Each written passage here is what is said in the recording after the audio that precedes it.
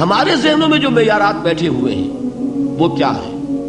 کامیابی پیسے سے ہے، کامیابی جائیداد سے ہے، کامیابی کاروبار سے ہے، کامیابی شہرت سے ہے، کامیابی اقتدار سے ہے.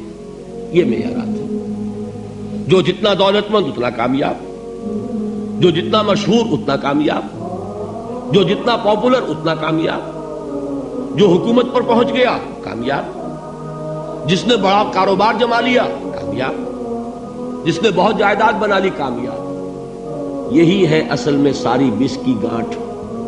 جو تصور کامیابی کا ہوگا اسی کے مطابق آپ کی بھاگ دوڑ ہوگی، اسی کے لیے جد و جہد ہوگی، اسی کے لیے توانائیاں صرف ہوں گی، اسی کے لیے دن رات کی مشقت ہوگی. یہ ہے اصل شے جس کی یہاں نفی ہو رہی ہے. کامیابی دولت سے نہیں، کامیابی شہرت سے نہیں، کامیابی اقتدار اور طاقت اور حکومت سے نہیں، بلکہ کامیابی ہے ایمان سے، عمل صالح سے، تواصی بالحق سے، تواصی بالصبر سے.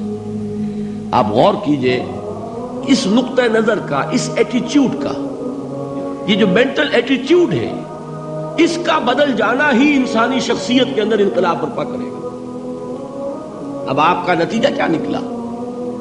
اگر تو دولت سے کامیابی ہوتی تو قارون بہت کامیاب تھا، اگر حکومت سے کامیابی ہوتی تو فرعون اور نمرود بہت کامیاب تھے. کامیابی ان سے نہیں ہے. کامیابی انسان دولت میں قارون کی دولت تک پہنچ جائے اور دنیا میں دبدبہ اور اقتدار اور سلطنت اور حکومت کے اعتبار سے وہ نمرود اور فرعون کا مقام حاصل کر لے، وہ ناکام ہے، خائب ہے، خاسر ہے، برباد ہے. اور ابو ذر غفاری کامیاب ہے، چاہے ان کے پاس کچھ نہیں تھا، جھونپڑی تک نہیں تھی، کوئی گھر نہیں تھا.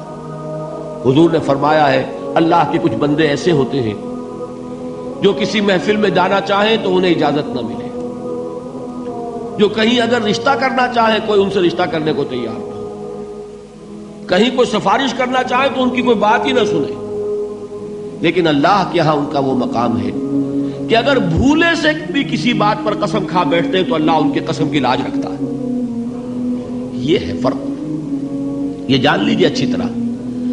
اس بات کا مان لینا آسان، اس پر سبحان اللہ کہنا آسان، لیکن اس کے مطابق آپ کے اپنے ذہن کا بدل جانا بہت مشکل. اس لیے کہ ہم متاثر ہوتے ہیں اپنے ماحول سے. وہ بڑا محل ہے، دیکھ کر ایک دفعہ جھجری آتی ہے، وہ بڑی سی 20 فٹ لمبی کار سناٹے کے ساتھ آپ کے پاس سے گزر گئی. ایک دفعہ اعصاب کے اندر ارتعاش ہوتا ہے، محسوس ہوتا ہے بڑے یہ نصیبے والے لوگ ہیں، بڑے خوش نصیب، بڑے کامیاب. حالانکہ کچھ معلوم نہیں کہ یہی سب سے بڑی بد نصیبی ہو سکتا ہے کہ یہی سب سے بڑی ناکامی ہو. اگر ذہنوں میں یہ بات بیٹھ جائے کامیابی کس شے سے. یہی وجہ دیکھیے قرآن مجید میں بارہا آپ دیکھیں اولئک ھم المفلحون، یہ ہے لوگ کامیاب ہونے والے.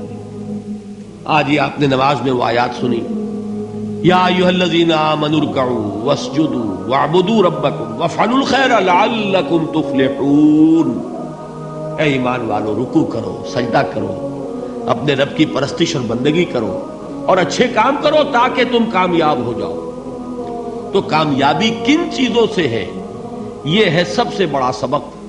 یہ ہمارے دل میں اگر بات بیٹھ جائے، ٹھک جائے، تو زندگی بدل جائے گی. صبح و شام بدل جائیں گے، نقشے بدل جائیں گے، بھاگ دوڑ کا رنگ بدل جائے گا، ویلیو سٹرکچر بدل جائے گا. آج وہ ایک چیز نہایت اہم نظر آ رہی ہے، کل نہایت غیر اہم نظر آئے گی. جیسے کہ حضور کی حدیث ہے مالی ولد دنیا، مجھے تمہاری اس دنیا سے کیا سروکار ہے. انما مثلی کراکب استظل تحت شجرۃ ثم راح فترکها، میری مثال تو اس سوار کی سی ہے جو تھوڑی دیر کے لیے ایک درخت کے سائے میں ٹھہرتا ہے سستانے کے لیے، پھر وہ اپنا راستہ لیتا ہے. اسے اس درخت سے مستقل تعلق اس کا نہیں ہے، وہ اس کا گھر نہیں، وہ اس کی منزل نہیں.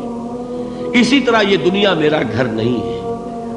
اب دیکھیے ہم کہتے ہیں انا للہ و انا الیہ راجعون، ہم تو مسافر ہیں، ہم اللہ کے پاس سے آئے، اللہ کی طرف ہمیں لوٹ جانا ہے. کن فی الدنیا کانک غریب و عابر سبیل، حضور فرماتے ہیں دنیا میں ایسے رہو جیسے کہ تم اجنبی ہو یا راہ چلتے مسافر. لیکن یہ طرز عمل کب ہوگا؟ جبکہ یہ آیت ہمارے ذہنوں کے اندر بیٹھ گئی ہو، والعصر ان الانسان لفی خسر الا الذین آمنوا وعملوا الصالحات وتواصوا بالحق وتواصوا بالصبر۔ یہ ہے اصل بات جو میں نے عرض کیا تھا کہ میں بتاؤں گا صحابہ کیوں ایک دوسرے کو یاد دلاتے تھے۔ اس لیے کہ دیکھیے جیسے برف باری اگر ہو رہی ہو، آپ باہر نکلیں گے تو برف آپ کے کپڑوں پر جم جاتی ہے نا، تو آپ جھٹکتے ہیں کپڑوں کو تاکہ برف ہٹ جائے۔ ہمارے ایمان پر اس دنیا میں رہتے ہوئے جب ہم متاثر ہوتے ہیں ماحول سے تو گردہ آ جاتا ہے، برف پڑ جاتی ہے، اس کو جھٹکتے رہنے کی ضرورت ہے۔ اور وہ جھٹکنے کی بہترین اور مؤثر ترین شکل یہی ہے کہ یاد رکھو کامیابی ان چیزوں سے نہیں ہے۔ چمک دمک جو ہے دنیا کی، یہ ساری چمک دمک جو تمہیں رجھا رہی ہے، جو تمہیں اپنے اندر گم کیے ہوئے، یہ لفظ گم پر اقبال کا وہ شعر یاد آ گیا کہ کافر کی یہ پہچان کے آفاق میں گم ہے، اور مومن کی یہ پہچان کے گم اس میں ہے آفاق۔ تم گم نہ ہو کر رہ جاؤ، اس میں مبہوت نہ ہو کر رہ جاؤ، مرعوب نہ ہو کر رہ جاؤ، دنیا ہی کی محبت تمہارے اوپر ڈیرے نہ ڈال دے، تمہارے دلوں کے اوپر مسلط نہ ہو جائے۔ لہذا تازہ کرتے رہا کرو، والعصر ان الانسان لفی خسر الا الذین آمنوا وعملوا الصالحات وتواصوا بالحق وتواصوا بالصبر۔ پھر یاد کر لو، پھر تازہ کر لو اپنے اس یقین کو کہ کامیابی دولت سے نہیں، کامیابی ثروت سے نہیں، کامیابی اقتدار سے نہیں، کامیابی شہرت سے نہیں، کامیابی جائیداد سے نہیں، کامیابی ہے ایمان سے، کامیابی ہے عمل صالح سے، کامیابی ہے تواصی بالحق سے، کامیابی ہے تواصی بالصبر سے۔ یہ چار چیزیں ہیں کہ جو کامیابی کے لوازم